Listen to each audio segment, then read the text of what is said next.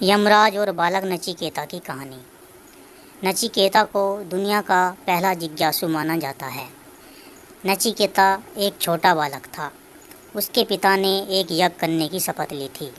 यह एक ऐसा पवित्र अनुष्ठान था जिसमें उन्हें अपनी सारी सांसारिक संपत्ति, अपना घर, अपना सारा सामान, यहाँ तक कि अपनी पत्नी, अपने बच्चे, यानी अपना सब कुछ ऋषियों, ब्राह्मणों और दूसरे लोगों को दान में देना था। इस तरह के यज्ञ से आप आध्यात्मिक आनंद प्राप्त करते हैं। यह एक ऐसा साधन है जिसे पारंपरिक रूप से रचा गया है।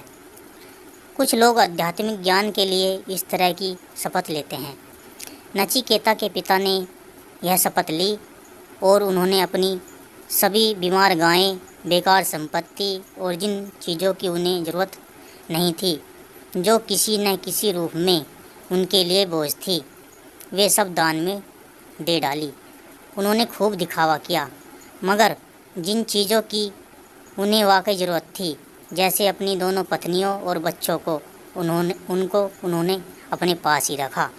नचिकेता को यह देखकर बहुत दुख हुआ। उसने देखा कि उसके पिता ने ईमानदारी नहीं दिखाई। उसके पिता ने शपथ ली थी कि वह सब कुछ दान करके आध्यात्मिक आनंद प्राप्त करेंगे, मगर उन्होंने चालाकी की। नचिकेता अपने पिता के पास गया और इस बारे में उनसे बात करने लगा। उसकी उम्र उस समय सिर्फ 5 साल की थी, मगर उसमें असाधारण समझदारी थी। नचिकेता ने अपने पिता से कहा, आपने ठीक नहीं किया। अगर आप सब कुछ देना नहीं चाहते थे तो आपको यह शपथ नहीं लेनी थी। एक बार शपथ लेने के बाद आपको सब कुछ दे देना चाहिए था। मुझे बताइए, आप मुझे किसको दान करने वाले हैं? उसके पिता क्रोधित हो गए और बोले, मैं तुम्हें यम को देने वाला हूँ। यम मृत्यु के देवता होते हैं। बालक ने अपने पिता की बात को गंभीरता से लिया और यम के पास जाने के लिए तैयार होने लगा। फिर वह यम के पास चला गया। यह मत सोचिए कि वह कैसे गया होगा, शरीर के साथ या शरीर छोड़कर, मुद्दा यह नहीं है। बस वह यम के पास चला गया। यम उस समय यमलोक में नहीं थे, वह घूमने गए हुए थे। उन्हें घर घर जाना पड़ता है, तो वह घूमने गए हुए थे। नचिकेता पूरे 3 दिन तक इंतज़ार करता रहा। एक छोटा सा बालक भोजन पानी के बिना यम के द्वार पर इंतज़ार करता रहा। 3 दिन बाद यम लौटे तो उन्होंने पूरी तरह थके हुए, भूखे मगर पक्के इरादे वाले इस छोटे से बालक को देखा। वह बिना हिले ढुले वहाँ बैठा हुआ था। वह भोजन की तलाश में इधर उधर भी नहीं गया था। वह बस वहाँ बैठकर यम की प्रतीक्षा कर रहा था।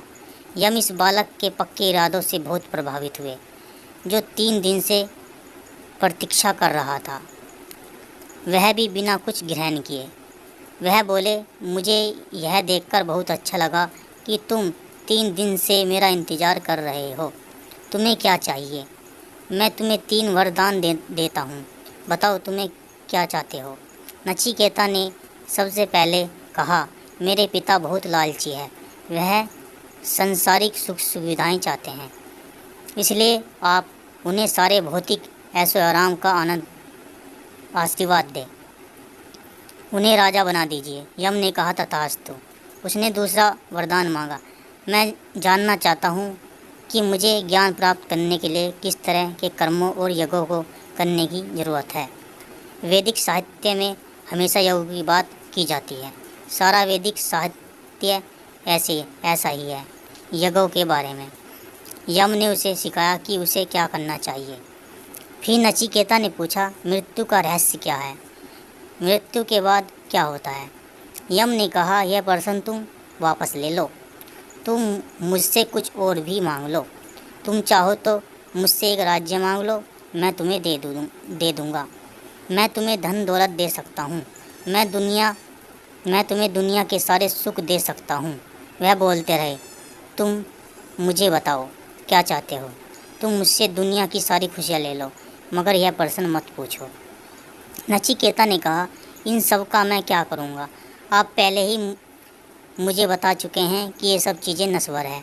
मैं पहले ही समझ चुका हूँ कि सारे क्रियाकलाप, लोग जिन चीज़ों में संकलित रहते हैं, वे सब अर्थहीन हैं। वह सिर्फ दिखावा है, वह हकीकत नहीं है। फिर मुझे और धन दौलत देने का क्या लाभ? वह तो मेरे लिए एक जाल होगा। मैं कुछ नहीं चाहता, आप बस मेरे प्रश्न का उत्तर दीजिए। यमराज ने इस सवाल को टालने की हर संभव कोशिश की। वह बोले, देवता भी इस प्रश्न का उत्तर नहीं जानते, मैं तुम्हें नहीं बता सकता। नचिकेता ने कहा, अगर ऐसा है, अगर देवता भी इसका उत्तर नहीं जानते और आप सिर्फ जानते हैं, तब तो आपको इसका उत्तर देना ही होगा। उसने अपनी जिद नहीं छोड़ी। यम एक बार फिर उसे वहीं छोड़कर महीनों के लिए घूमने चले गए। वह किसी तरह इस बालक से पीछा छुड़ाना चाहते थे, मगर बालक कई महीनों तक वहीं डटा रहा। कहाँ जाता है कि यम के द्वार पर ही उसे पूर्ण ज्ञान की प्राप्ति हुई। उसे अस्तित्व के सारे प्रश्नों के जवाब मिल गए और उसने खुद को विलीन कर दिया। वह प्रथम जिज्ञासु था। आशा करते हैं आपको यमराज और बालक नचिकेता की कहानी पसंद आई होगी। ऐसी ही कहानियों के लिए हमें सब्सक्राइब करें। धन्यवाद।